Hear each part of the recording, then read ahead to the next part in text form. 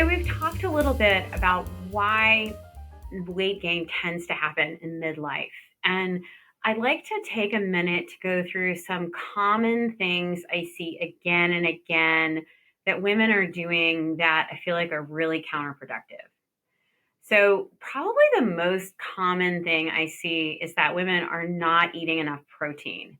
Maybe they are experimenting with an exclusively plant based diet. Maybe they're not clear on how much protein they actually need. They might also just be kind of misinformed about how much protein is in, let's say, nut butter. And they feel like, well, if they put some nut butter on a half of an apple, that's a sufficient amount of protein for a meal when it may actually be a third of what they need for that meal. So if you're willing to be a little bit nerdy, you can go online, and we'll link this in the show notes, to a metabolic rate calculator where you can determine, based on how much exercise you're doing, how many calories you need, and then you can calculate 30% of your calories from protein. Um, just in case you don't know, a gram of protein has 4 calories. Let's just say 30% of your total caloric needs were 400 calories. You divide 400 by 4, and that's 100 grams of protein. If you're not going to get that specific, many people will use either zero point 0.7 grams to 1 gram per pound of body weight. And that's a little bit heavy on protein. Typically, we would be making that recommendation for someone who is lifting heavy weights and actively trying to gain more lean muscle mass. But as we talked about earlier, as we're losing so much muscle mass in midlife, this is a time where we really want to focus on that. Another common mistake I see women eating is just not eating enough, particularly as fasting has gotten really popular. I'm seeing some women that have kind of gone down to one meal a day, and they're not maybe going in and out of fasting. They just kind of got adapted to eating one meal a day, and they have been doing this for a long time. And oftentimes they're really tired and depleted and may not quite have enough nutrition, particularly if they're trying to exercise. So I think fasting can have a lot of benefits, but I think that many people do well with short periods of fasting and times where they're allowing themselves to eat more. So we're encouraging metabolic flexibility. We're not trying to tell the body that we're just going to not eat for prolonged periods of time. Another really common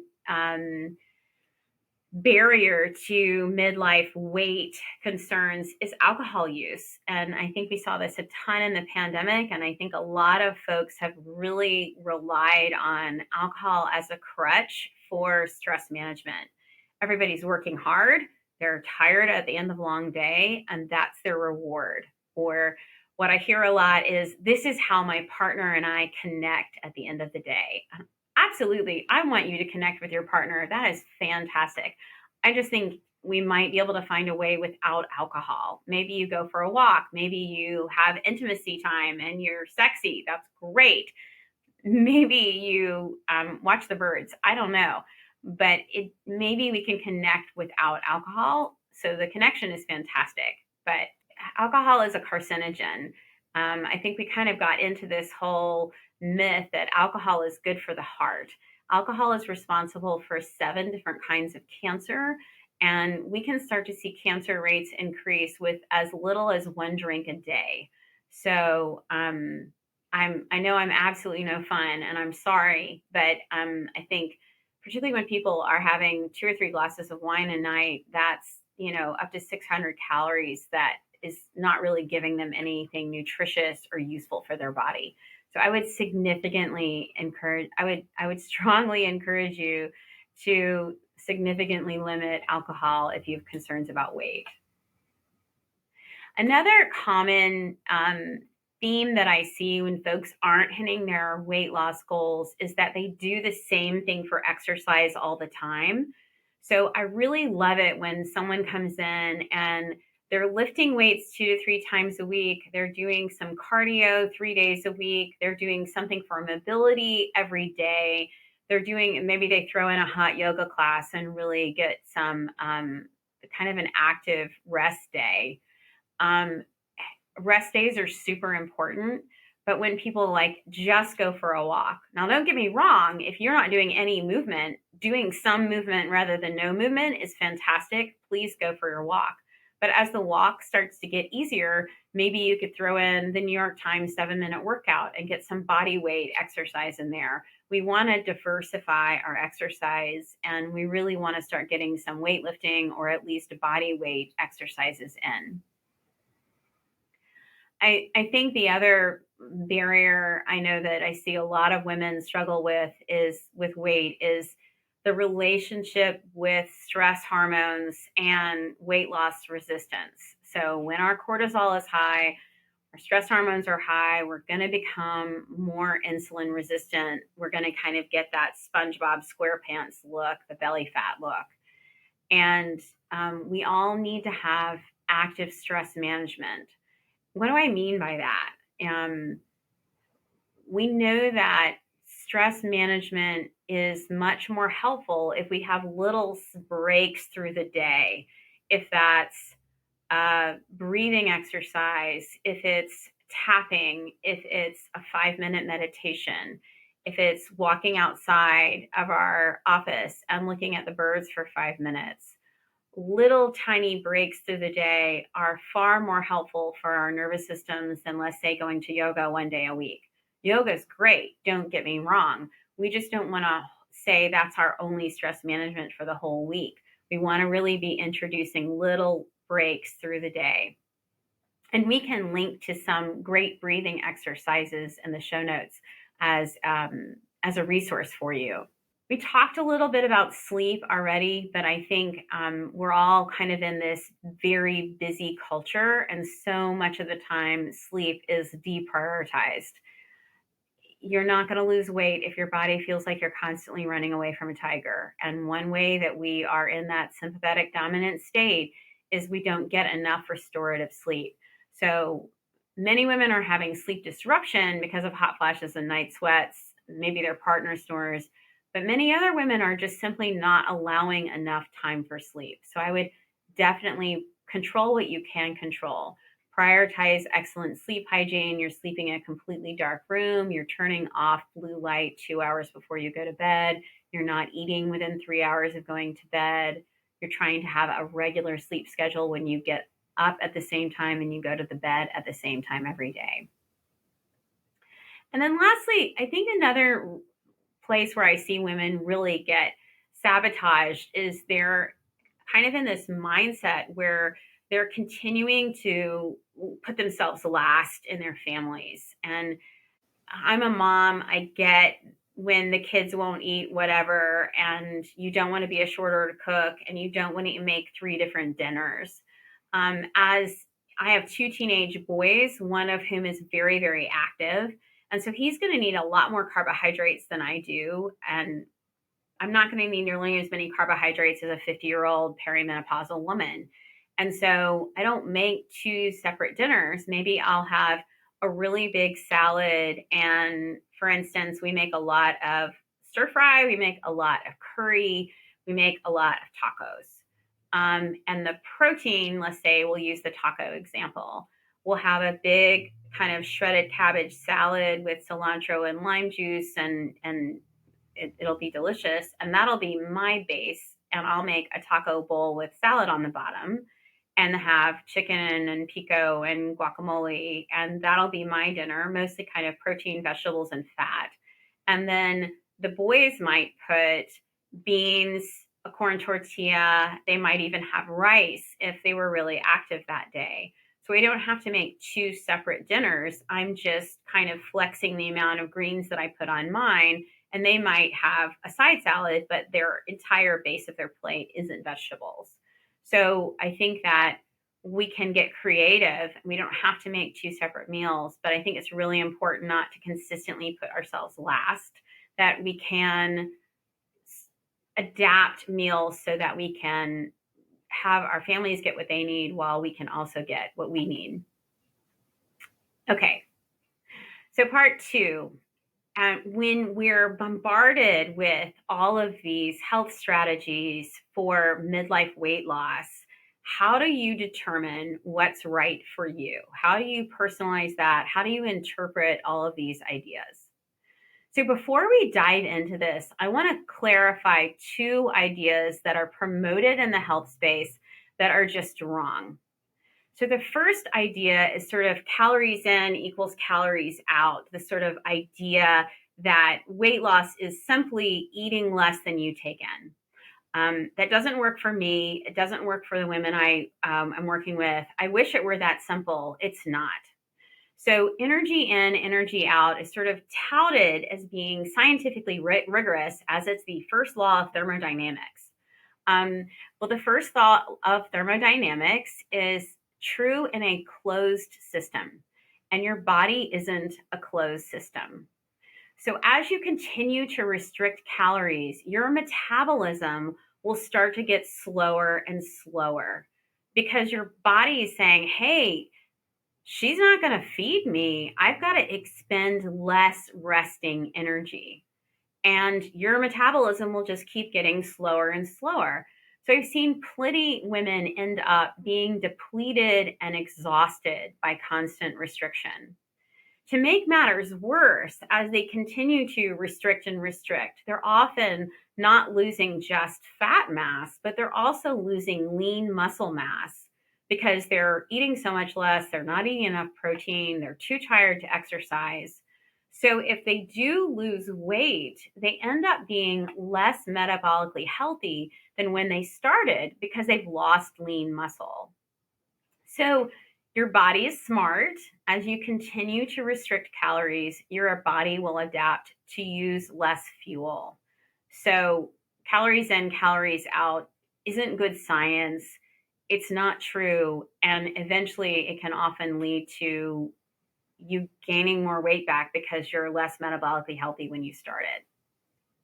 The second concept that is frustrating to me is that if you're eating a certain amount of macros, the food you eat doesn't matter.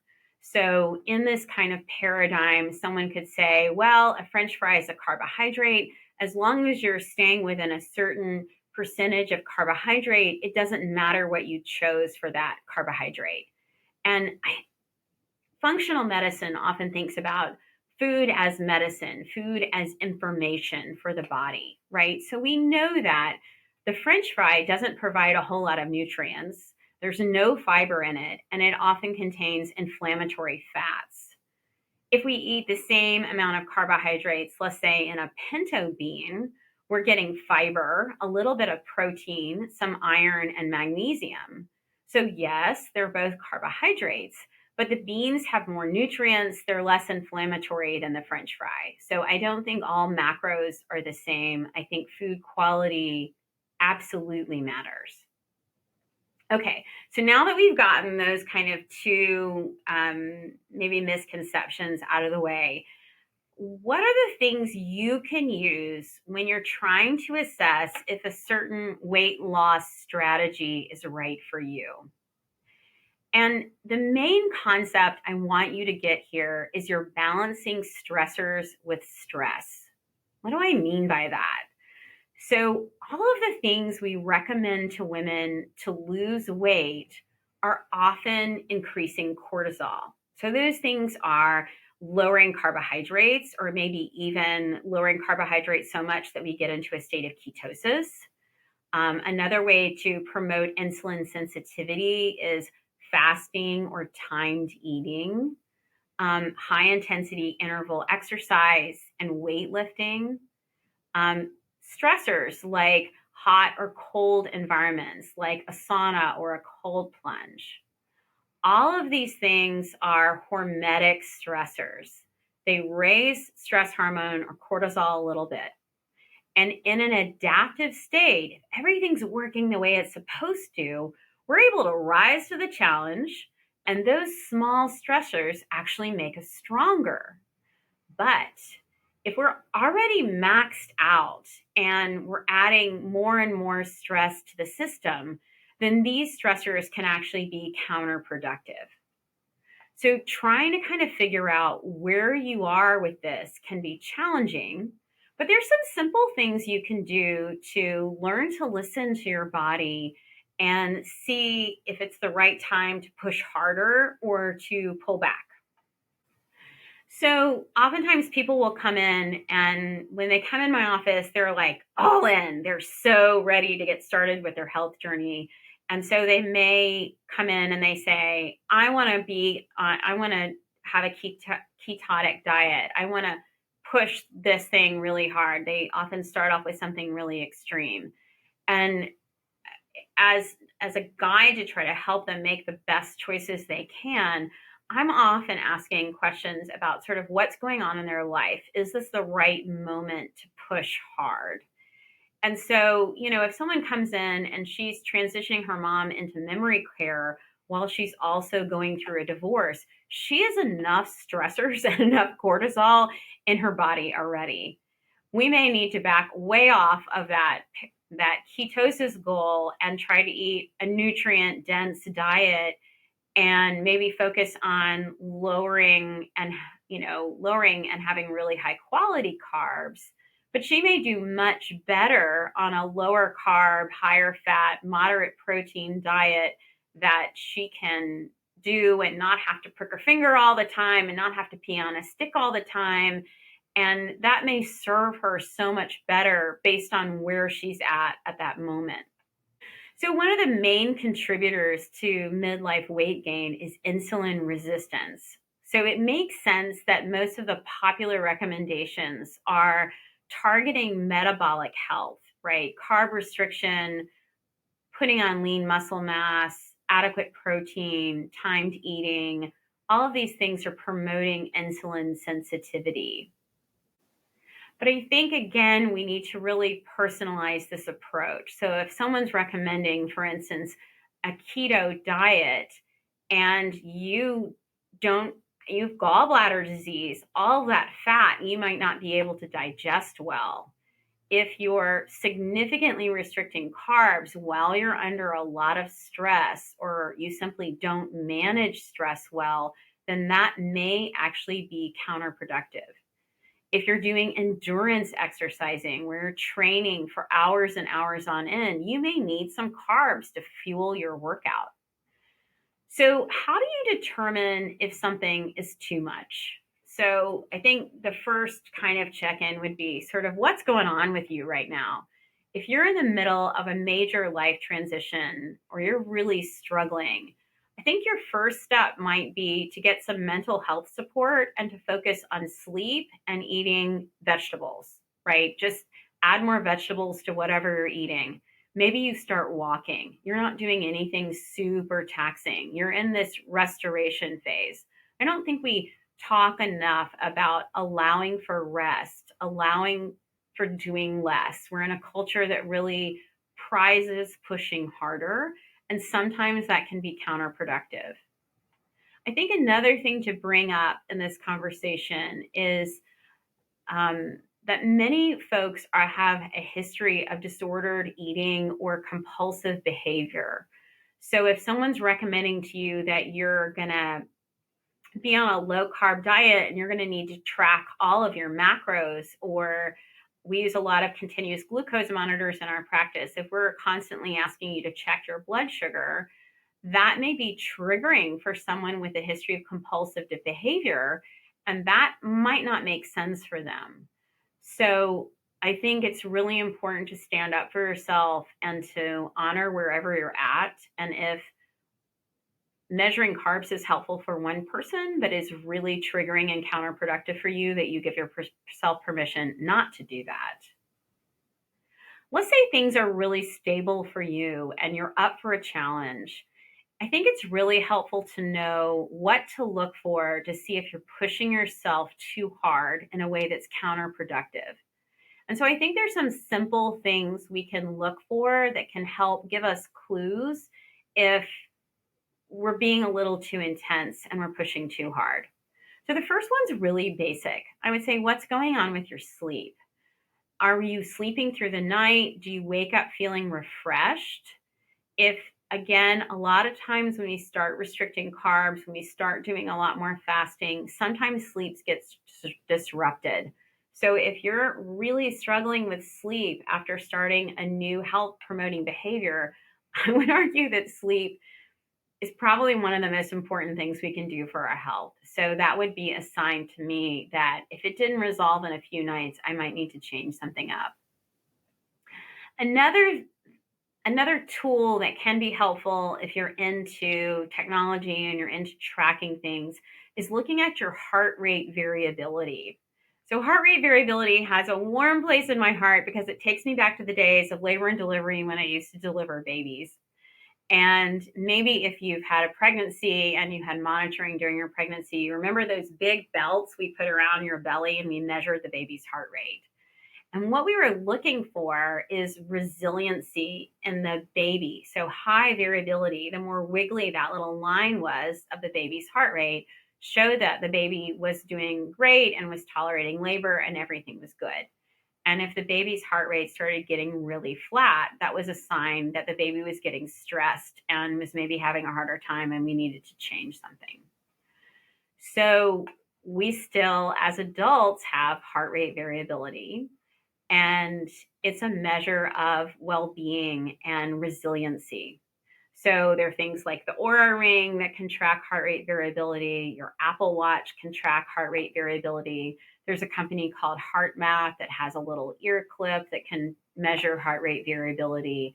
And all of these companies have strategies to help you improve heart rate variability. If it's a visualization or a breathing strategy, etc., there are a lot of things that you can do to improve that. But if you like technology and you like measuring these things, it might be helpful to kind of check in, measure before you do an intervention like a carb restricted diet or a higher intensity exercise program, and see what's happening to your resilience, see what's happening to your overall heart rate variability. If it's starting to crash, that might be a sign you need to back off. Simply checking in with yourself, how do you feel after exercise, can be a great low tech way to kind of see if what you're doing is too much or not. So, exercise should always leave us feeling better than when we started.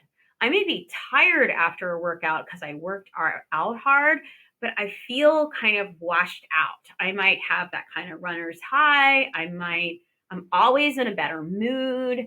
My perceived stress is usually better. I feel better after I exercise. If after you exercise, you immediately need to take a nap, that might be a sign that you're not fueling that workout well enough, or you needed more rest days, but it just may be too much. You shouldn't feel zapped after a workout.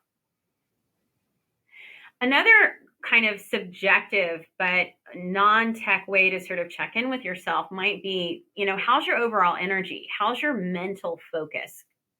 How are you able to accomplish your task at work? So if you're overtraining or over fasting, you may feel really tired, depleted. You may feel kind of brain fog. You may feel really sluggish, particularly if you're not eating enough. So I would really listen to yourself. If you're into the tech, you can kind of see that we like the tech a little bit. And you have access to a continuous glucose monitor. So you can usually get these through a prescription. We use them a lot in our practice. But it can be a great way to determine if whatever you're doing for weight loss is working for you. One of the things we see as a trend in people who are doing maybe too much fasting is that on the continuous glucose monitor, their fasting glucose will start to raise in the morning and they haven't eaten anything yet. And if they've been fasting for a while, they've really tapped out all of their glucose reserves in their liver. Their glycogen's been kind of used up. And so typically what's going on there, they haven't eaten to make it go up. They're not exercising first thing in the morning to make it go up. They've used up most of their glycogen reserves. It's cortisol. Cortisol is causing insulin resistance. The glucose can't get in the cell. The blood levels are going up. And so if you have a continuous glucose monitor, and you've been doing a lot of fasting and your fasting glucose is going up, that may be a sign that you're pushing too hard and we might need to actually do some refeeding. The last tech that I'll measure that I'm kind of experimenting with right now is the Lumen device. This is a little device you breathe into, and it measures carbon dioxide when you exhale. And if you're burning carbohydrates for fuel, you'll blow off more CO2. And if you're burning mostly fat, you'll burn off less. So, again, if you're starting to stress your body out too much, maybe you're restricting carbohydrates too much, and your body is feeling stressed by that, it's going to start holding on to all your energy and not letting you lose weight because your body doesn't feel safe. Then you'll start to blow off more CO2, indicating that you're burning carbs even when you haven't eaten any carbs.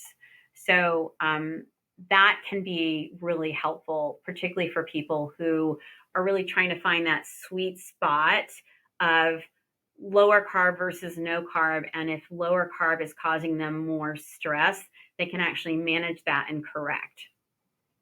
So before you start the next health trend for weight loss, I hope that you consider some of these tools to see if whatever's being recommended is right for you at this moment. I hope you give yourself permission to listen to your body and honor where you are right now. There are lots of reasons why we struggle with weight at midlife, and all of us have a different story, and all of us are managing different issues with our families, with caring for aging parents, with our jobs.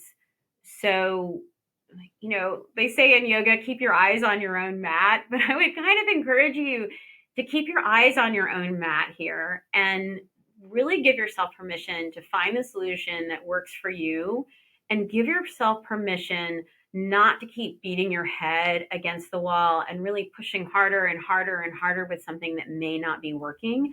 Maybe the solution is to do less. Thanks so much for listening. Thanks for listening to Menopause Rescue. If you're looking for a menopause expert and live in North Carolina, take our free online class and see if we're a match for your needs. It's called Are We a Good Fit? And is a quick and easy way to learn more about our practice and what it has to offer.